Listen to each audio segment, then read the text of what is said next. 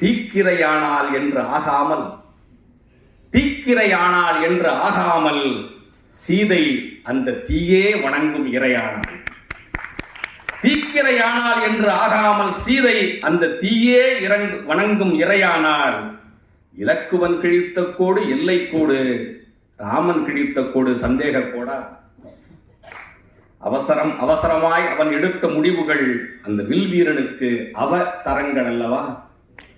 கவிச்சக்கரவர்த்தி கம்பனே, இவைதான் சந்தேகம் பற்றிய என் சந்தேகங்கள். இவைதான் சந்தேகம் பற்றிய என் சந்தேகங்கள். ஒரு வில், ஒரு இல், ஒரு சொல் என காப்பியம் புனைந்த உனக்கு ஒரு செல் ஓயாத சொல் என்று வாழ்கின்ற இணைய தலைமுறையின் கேள்வி இது. விடைகளை வாட்ஸ்அப்பில் அனுப்பு.